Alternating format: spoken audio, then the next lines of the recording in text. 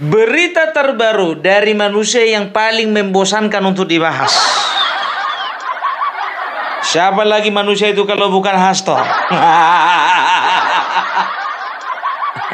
Bosan bahas dia, tapi ada pula berita terbaru. Apa itu? Pra-peradilan yang kedua ditolak.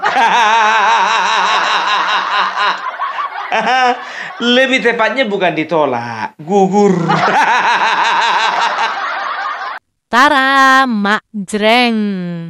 Halo guys, ketemu lagi dengan saya di Analisis Sengit.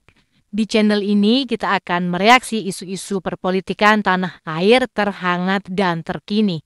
Seperti biasa, saya akan mengajak kalian menyimak video dari seorang pakar pengamat politik dunia maya terkeren abad ini. Siapa lagi kalau bukan Opung Parbelak. Selain ulasannya daging semua guys, juga sangat kocak dan dijamin mengocok perut kalian semua. Sangat cocok ditonton oleh kita semua yang penat setelah seharian bekerja. Tonton hingga habis ya guys, karena ulasan dari saya akan saya sampaikan ya, akan saya sajikan di bagian belakang video. Jadi mari kita saksikan dulu videonya hingga usai, baru kita ulas bareng-bareng di bagian belakang. Jangan lupa guys, tulis pendapat kalian di kolom komentar. Nah, membahas apakah opung kali ini? Mari kita simak saja bareng-bareng videonya. Ini dia. Berita terbaru dari manusia yang paling membosankan untuk dibahas. Siapa lagi manusia itu kalau bukan Hasto? Bosan bahas dia, tapi ada pula berita terbaru. Apa itu? Pra-peradilan yang kedua ditolak. Lebih tepatnya bukan ditolak, gugur.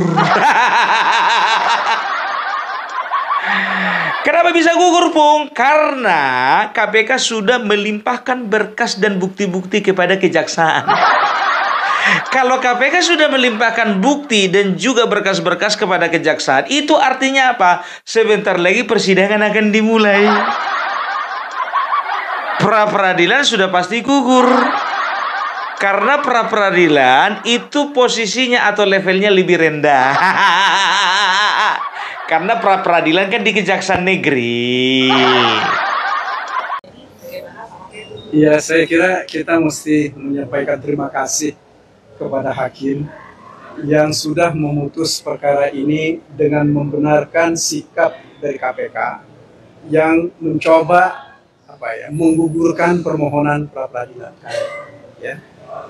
Jadi artinya apa yang saya mau sampaikan adalah bahwa pengadilan pun sudah mengesahkan bahwa permohonan pra-peradilan kami gugur dengan tindakan KPK yang menurut hemat kami dilakukan dengan cara-cara akal-akalan dan cara-cara yang tidak menurut hukum. Artinya apa? Ya, kita sesalkan bahwa hal ini bisa terjadi. Karena ini akan bukan hanya sekedar permulaan bagi pengadilan dan juga bagi aparat penegak hukum yang lain bagaimana membatalkan satu perkara kalau pihak yang menjadi tersangka itu melakukan perlawanan. Ini satu berita buruk di dalam penegakan hukum kita. Ini berita yang seharusnya tidak terjadi oleh aparat penegak hukum yang menyebut diri berintegritas. Padahal sebab begini saudara-saudara, apapun yang kita lakukan dengan permohonan pra-peradilan ini adalah untuk mencari bukti permulaan. Apakah memang sah atau tidak penetapan seseorang menjadi tersangka. Nah, ketika permohonan ini digugurkan karena alasan formal bahwa ada tindakan dari KPK yang melimpahkan berkas perkara, sebenarnya yang dilakukan adalah mengesahkan tindakan-tindakan buruk dari KPK ini. Saya katakan buruk kenapa? Karena mereka mencoba melakukan penundaan. Pertama mereka melakukan penundaan persidangan ketika dipanggil. Kemudian yang kedua, mereka juga melakukan tindakan-tindakan yang mengabaikan hak asasi dari Pak Hasto. Misalnya haknya beliau untuk menghadirkan saksi yang menguntungkan yang diabaikan oleh KPK. Kemudian yang ketiga, mereka secara sengaja ya, melimpahkan berkas perkara 1 hari sesudah berkas perkara dan orang diserahkan oleh penyidik kepada. Iya kan, itu dia. Ya, aduh nasibmu tok. Tok semangat, semangat. Jadi manusia harus semangat. Apapun yang terjadi tetap semangat. Ingat apa yang kau bilang yang kamu bilang ya, bahwa kebenaran akan menemukan jalannya. Apa itu bahasa Sanskertanya itu nggak ingat aku. Yang ada Jayati itu. Lah inilah kebenaran yang sesungguhnya Dan tahu enggak kalian, ya kan, sepanjang persidangan ya bisa dikatakan kuasa hukumnya si Hasto ini sebetulnya, kalau jujur gue bilang ya, sebetulnya udah tahu ini bakalan ditolak, ya bakalan gugur. Oleh karena apa? Karena mereka sudah mengetahui bahwasannya KPK sudah melimpahkan berkas dan juga alat bukti kepada kejaksaan. Kan begitu ya, sebagai formalitas saja ya dibikin itu. Itu dia ya, sebagai formalitas diadakan persidangan seperti itu ya. Dan ternyata mereka mau tidak mau harus mendengarkan keputusan dari hakim yang mengatakan bahwasanya pra peradilan gugur. Mereka tidak terima, iya kan? Ya wajar, siapapun juga nggak akan mungkin terima. Namanya kuasa hukum, ya kan? Jadi mereka tidak terima. Oleh karena apa? Mereka mencium adanya sebuah permainan dari KPK dengan hakim, juga kejaksaan. Masa sih? Bukankah selama ini yang penuh permainan itu kalian? Ayo mainkanlah mainmu, biar dimainkan orang itu mainnya. Kalian bilang kalian mendapatkan dukungan penuh dari 1000 lawyer. Mananya lawyer kalian itu? Ya, kosong rupanya. Omongan kosong, ya kan? Jadi juga mereka mengatakan bahwasannya kami melihat bahwasannya ada usaha ya untuk, ingat ini, ada usaha untuk menghilangkan hak-hak asasi manusia dari Hasto. Sekarang begini, kalau bicara hukum ya, hukum itu tidak bisa disejajarkan dengan hak-hak asasi manusia. Tapi hukum itu harus selalu di atas daripada hak asasi manusia. Hak-hak Hasto yang seperti apa? Seperti menghadirkan saksi yang menguntungkan, kan begitu. Percuma saja mau dihadirkan pun juga saksi kalau sudah dilimpahkan berkas. Gugur. Mengheningkan cipta dulu koto. Apa mereka katakan? Kata Bapak Magdir ya, kuasa hukum Hasto yang paling keren itu. Ya, dia katakan bahwasanya ya, saya mengatakan selamat, mengucapkan selamat kepada KPK yang dengan itikat buruknya ya sudah mengambil langkah-langkah yang kami rasa penuh dengan permainan. Ya, jadi mereka keberatan karena apa? Pelimpahan berkas itu dilakukan 1 hari, hanya 1 hari, ya, 1 hari penyerahan tersangka dari penyidik kepada jaksa, ya. Jadi itu yang menjadi keberatan mereka, mau 1 hari, 2 hari, 3 hari, urusan orang itulah. Karena cepat prosesnya mereka bilang buru-buru. Buru-buru ikan lele. Ubur-uburnya le. Aduh. Yalah. Aku jadi greget ini kalau udah bahas Hasto ini. Jujur aja aku bilang, mau kasihan, takut dosa sama rakyat. Takut nanti dibully. Opung apa yang kau kasihani dari dia? Aduh, secara politik kan udah aku bilang sama kalian, ya kan? Kongres PDIP ini harus diselamatkan dari orang yang namanya si Hasto. Berarti Bung ini ada kong kali kong antara orang-orang PDIP lainnya dengan KPI. Nggak tahu.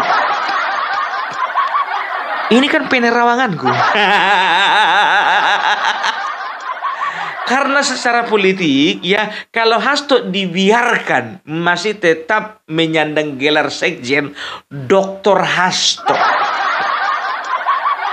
bisa dipastikan akan menambah atau memperparah keadaan PDIP. Ibaratkan nanah makin banyak. Tadinya cuma jerawat kecil, kalau masih bertahan dia di dalam itu bernanah semua. Ujung-ujungnya apa? Kanker lah itu penyakit yang dimiliki sama partai. Pung, kalau misalnya memang betul, ya, kira-kira siapa orang yang siapakah orang yang berusaha untuk menghalang-halangi Hasto, ya, atau mengusahakan Hasto untuk segera diproses sebelum Kongres? Nggak perlu ku kasih tahu, udah tahu kalian. Udah tahu. Tebakan-tebakanmu itu aja, Bung, ya, tebakanku tapi jarang salah. Kan begitu. Tahu enggak kalian, jujur aja aku bilang, kalau misalnya PDIP, ya, ini ibarat kapal yang akan karam, ya, tergantung siapa nahkodanya. Kan begitu, ya. Dan juga ABK-ABK yang tersisa, ya. Kalau ABK-ABK yang sudah tercampak di laut, yang udah mati tenggelam dimakan ikan paus, nggak perlu diperhitungkan lagi. Kan begitu, kapal udah goyang, dihempas badai, dihempas ombak dari kiri, dihempas dari kanan, ya, genangan air di dalam. Nah, ABK, kapten kapal, nahkoda, ya, mereka itu harus bekerja sama bagaimana caranya supaya menyelamatkan kapal. Itu dia. Kalau ada kira-kira kapten kapal yang ngeyel, ya kan, yang kira-kira memang membahayakan nyawa dari para ABK lainnya dan juga membahayakan situasi kapal, buang campakkan ke laut. Kan begitu, ya kan? Gampang tuh menganalisanya. Ternyata kemarin Koni waktu keluar-keluar di Akbar Faisal itu kayaknya nggak ada gunanya deh. Mana sekarang begini, ya, Koni tunjukkan dokumen-dokumen kalau memang kau sayang sama si Hasto, kalau kau memang cinta sama si Hasto, kalau kau memang belahan jiwanya Hasto, ayo tunjukkan dokumen itu, serahkan kepada ketua umum supaya itu yang menjadi bukti-bukti yang meringankan nanti di persidangan. Begitu, ya. Sekarang begini, sebodoh-bodohnya rakyat Indonesia udah tahu kalau kau itu banyak omong kosong. Kemarin kau bilang, ya, kami punya bukti, punya dokumen, punya rekaman suara, punya video, punya potongan video, punya potongan rekaman suara. Kan begitu. Setelah itu, begitu dibully kau sama netizen masalah apem yang dibikin wine. Dibully kau sama rakyat Indonesia gara-gara terong-terongan. Dibully kau masalah rumah tanggamu. Akhirnya kau bilang apa? Tolonglah saya jangan dibully. Karena apa? Saya memang selalu berusaha bersuara keras untuk bangsa ini. Ya, tapi apapun yang saya sampaikan, saya nggak pernah bohong. Jujur kau bilang nggak pernah bohong kau. Kan begitu. Apa dibilangnya? Saya nggak pernah mengatakan itu bukti. Saya nggak pernah mengatakan itu video. Ya, waktu itu kalau nggak salah sama Abraham Samad dia wawancara. Ya, yang saya punya itu adalah dokumen. Sekemarin di Akbar Faisal, ya, itu fix ya. Dia bilang katanya dokumen. Di Akbar Faisal dia katakan apa? Loh, apalagi yang mau yang saya mau kasih clue? Ya, 2 sudah tersebar. Yang pertama masalah Anies dikriminalisasi. Yang kedua videonya udah tersebar. Padahal waktu pertama kali kau ngobrol sama si Hasto di situ, ya, Akbar Faisal di situ, nggak ada kau bilang salah satunya itu Anies dikriminalisasi. Itulah salah satu permainan bukti yang kau punya. Makanya aku bilang kau kalau misal ingat ini ya, aku bilang sama kalian, kalau kau jadi tukang masak, jadilah tukang masak yang baik dan benar, kan begitu ya. Nah, kalau kau memang tertarik dengan politik, ya tinggalkan dunia memasakmu itu, masuk kau ke dunia politik, kan begitu. Kau ini kan kau bilang pengamat militer, ya kan? Tinggalkan pengamatan militermu itu, masuk kau ke politik, jadi kau kader. Ini enggak mau kau jadi kader. Hah? Itu dia. Kalau orang-orang seperti ini loyalitasnya dipertanyakan. Sebentar di Nasdem, sebentar di tim kampanye nasional Prabowo, sekarang udah di PDIP. Besok kalau ada tawaran jadi ketua umum Partai Umat, jadi ketua umum Partai Umat dia. Partai Umat diambang kehancuran katanya kan? Bukan Opung Parabelak yang ngomong, tapi pengurusnya. Mana tahu kok bisa bantu-bantu gitu loh Koni. Tapi kalau di Partai Umat janganlah kau bahas terong-terongan. Apalagi apem yang dikasih wine, janganlah. Ya kan begitu kan. Coba sekarang berita tentang yang kemarin itu, Ibu Riana jangan santai-santai ya, ada saatnya ya, ada saatnya. Kau kira masyarakat terlalu bodoh untuk mempercayai ucapanmu itu? Hah? Masih lebih bermartabat bagi kami Ibu Iriana daripada kau. Sekarang buktikan dong, ya kan? Ini telur si Hasto lagi di ujung tanduk. Apa namanya? Telur si Hasto. Apa? Si Hasto situasinya Hasto sekarang seperti telur di ujung tanduk. Ya kau bantulah telurnya lah gitu. Kau bantulah dia gitu loh ya, supaya telurnya nggak pecah. Gitu loh, supaya jangan kena kali ke tanduk itu telurnya itu. Cepat kali nanti pecah. Agak diselamatkan telur itu dulu, jangan sampai pecah. Itu dia, ya kan, ternyata biar tahu kalian, ini isu dari bocor halus, ya kan? Aku nggak tahu entah kenapa perasaan A1 semua info dari bocor halus ini. Mereka katakan ya, ini versi mereka, katanya ya Bapak Prabowo ditemani dengan dua orang kepercayaannya, di sebelah sana ada Megawati dengan Hasto dengan beberapa orang. Mereka katanya sempat video call. Video call katanya mereka, berkeluh kesah katanya Megawati, ya kan? Wo, ini bagaimana ini Wo? Ya, bagaimana perasaanmu? Bagaimana kalau kadermu digitukan? Katanya gitu kan, kata Megawati. Ya, bagaimana mereka sudah mulai menekan partai kami, kan begitu? Datang Bapak Prabowo, katanya, ya udah datang aja. Rupanya datang aja itu mereka terjemahkan bahwasanya Hasto itu bakal diamankan gitu. Rupanya memang betul-betul diamankan, tapi yang mengamankan KPK. Istana nggak mau campur. Ogah. Itu dia, sudahlah Ibu Megawati, ya. Ku bilang sama Ibu, jujur aja lah Bu, lupakanlah yang telah berlalu. Ingat Bu, mati satu tumbuh 1000. Doakan saja ada pengganti Hasto yang lainnya, kan gitu. Tapi kalau memang nggak ada lagi penggantinya, itu tandanya 2000 nggak terjawab.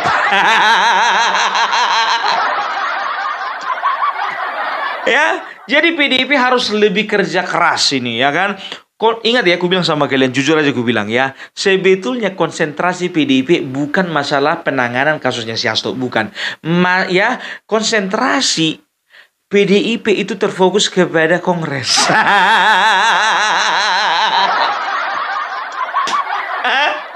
Sebetulnya mereka udah pasrah. Hasto mau dihukum, Hasto mau dikurung, Hasto mau digimanain pun juga udah pasrah.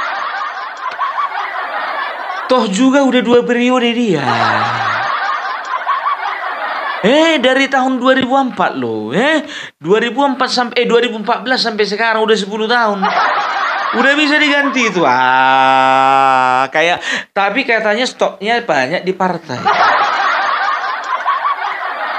Ya kan? Nah, kita akan lihat ya bagaimana PDIP ke depannya. Ini menarik ini ya. Jadi situasi PDIP ini yang menarik untuk dibahas, bukan situasi Hasto.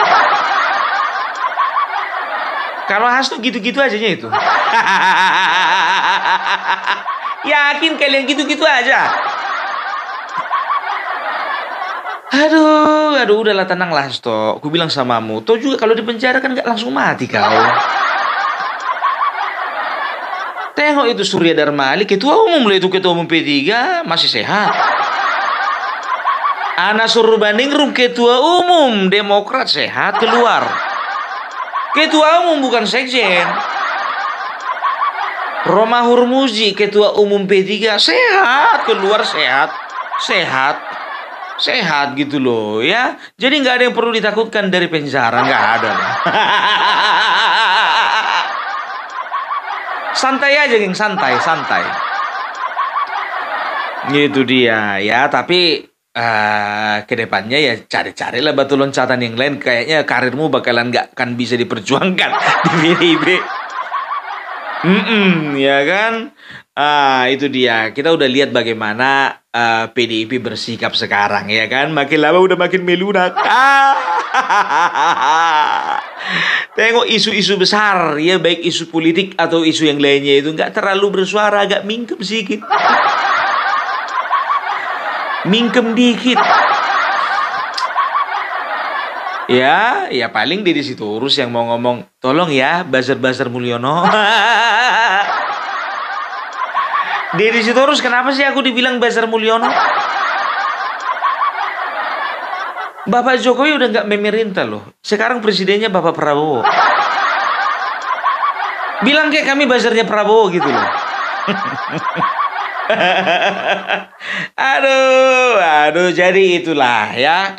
Itulah bisa dikatakan kalau Opung Parbelak bisa nilai ya, apapun yang terjadi ya, PDIP tahun 2029 tidak akan pernah mencapai masa kejayaannya seperti dulu lagi. Apalagi dengar kabar Bapak Jokowi mau bikin partai baru.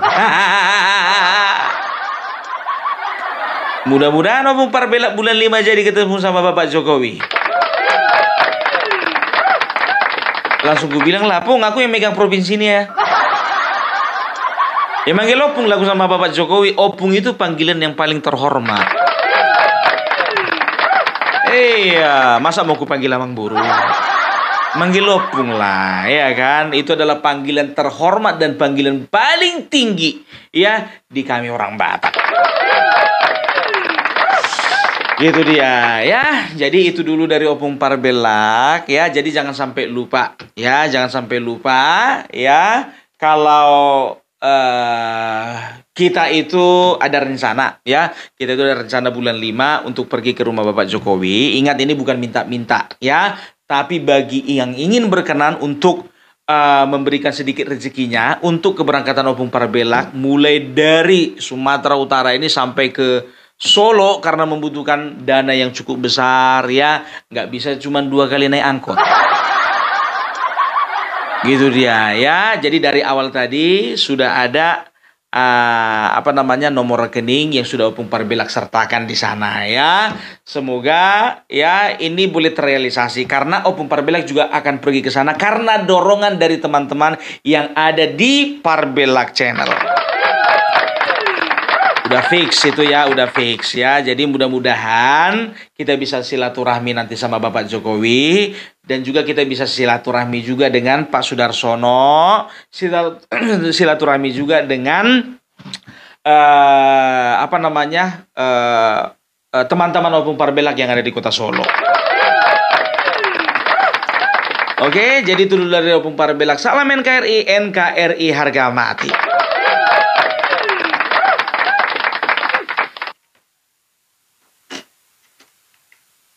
Oke guys, sudah kita simak bersama ulasan dari Opung Parbelak. Seperti biasa, ulasannya sangat detail dan mendalam ya. Selain itu juga sangat koclak. Selalu mengocok perut ya. Jadi walaupun kita berlama-lama menyaksikannya, tetap tidak pernah merasa bosan ya. Dari awal sampai akhir isinya daging semua. Jarang loh yang isinya daging semua macam kayak gini, iya kan? Iya, dijamin plok. Hahaha. Oke guys, Dalam video yang barusan kita saksikan, Opung Parbelak mengulas tentang pra-peradilan jilid 2 Hasto yang kembali ditolak ya. Dari awal Opung sudah membangun narasi yang kuat dengan menyebut bahwa kasus ini sudah diprediksi banyak pihak bakal gugur. Hal itu karena KPK sudah melimpahkan berkas perkara ke kejaksaan. Seperti kita tahu dalam prinsip hukum guys, jika suatu perkara sudah masuk tahap persidangan, maka pra-peradilan otomatis kehilangan relevansinya. Ini sejalan dengan asas hukum lex superior derogat legi inferiori, ya, yang artinya hukum yang lebih tinggi akan mengesampingkan hukum yang lebih rendah. Maka keputusan hukum untuk menggugurkan pra-peradilan memang sudah sesuai prosedur. Opung juga menyoroti bagaimana tim kuasa hukum Hasto tampaknya hanya sekadar formalitas mengajukan pra-peradilan. Kalau kita pikirkan lagi, ini semacam strategi bertahan dalam permainan catur ya, yaitu ketika raja sudah dalam kondisi skakmat ya, mereka masih berusaha mencari celah bertahan, walaupun tahu pada akhirnya akan kalah juga. Dalam dunia politik ini bukanlah hal baru, banyak kasus serupa terjadi, yaitu ketika pihak yang tersudut akan mencoba berbagai cara meskipun kecil peluangnya untuk berhasil. Yang menarik dari ulasan Opung adalah bagaimana ia mengangkat perspektif bahwa permainan hukum ini bukan hanya tentang satu individu, tetapi juga menyangkut kepentingan politik yang lebih besar. Ia membandingkan situasi PDIP saat ini dengan kapal yang nyaris karam. Ini adalah analogi yang menurut saya sangat tepat sekali guys ya. Dalam dunia politik, partai besar yang diterpa badai kasus korupsi bisa diibaratkan sebagai kapal yang berjuang melawan ombak ya, alias gelombang. Jika nahkodanya tidak bisa mengendalikan situasi, maka kapal bisa benar-benar tenggelam ya. Kemudian Opung juga menyentil soal klaim tim hukum Hasto yang menyebut ada ribuan pengacara yang akan mendukung mereka. Tetapi seperti yang sering terjadi dalam politik, klaim besar tanpa bukti konkret hanya akan menjadi omongan kosong ya, omong kosong, omong doang. Ini mengingatkan kita pada peribahasa tong kosong nyaring bunyinya. Kalau benar ada ribuan pengacara yang mendukung, mengapa tidak ada aksi konkret yang bisa membuktikan hal itu? Inilah yang kemudian dibongkar oleh Opung dengan cara yang sangat koclak ya. Opung juga menyoroti bagaimana KPK melakukan pelimpahan berkas hanya 1 hari setelah tersangka diserahkan ke kejaksaan. Tim kuasa hukum Hasto menyebut ini sebagai tindakan tergesa-gesa ya. Padahal dalam dunia hukum, kecepatan bisa jadi bagian dari efektivitas penegakan hukum. Ingat peribahasa, lebih cepat lebih baik. Nah inilah yang diterapkan oleh KPK. Kalau diperlambat nanti malah disebut mengulur-ulur waktu. Jadi apapun langkah yang diambil pasti ada yang merasa dirugikan. Salah satu bagian paling kocak dalam ulasan Opung adalah ketika ia membahas bagaimana PDIP harus segera menentukan sikap terhadap Hasto. Ia mengatakan bahwa jika Hasto tetap bertahan sebagai sekjen itu bisa memperparah kondisi partai ya. Analoginya adalah nanah yang semakin banyak ya, sangat mengena di sini. Dalam dunia medis, nanah adalah tanda infeksi. Jika tidak segera ditangani, infeksi bisa menyebar dan menyebabkan penyakit yang lebih serius. Begitu pula dalam politik. Jika seorang tokoh yang bermasalah tetap dipertahankan, maka bisa merusak kredibilitas partai secara keseluruhan. Saya sangat sepakat sekali. Kemudian Opung juga mengangkat gosip gitu ya, bahwa ada upaya dari internal partai untuk membuang Hasto sebelum kongres partai. Ini sangat menarik sekali, karena dalam politik manuver seperti ini sering sekali terjadi ya. Seperti kata pepatah, dalam politik tidak ada teman atau musuh yang abadi, yang ada hanyalah kepentingan abadi. Jadi jika ada pihak di dalam partai yang ingin menyingkirkan Hasto, itu bukanlah sesuatu yang mengejutkan. Ini lebih kepada strategi untuk menyelamatkan kapal sebelum benar-benar tenggelam. Opung juga menyinggung soal PDIP yang semakin mingkem ya dalam berbagai isu besar belakangan ini.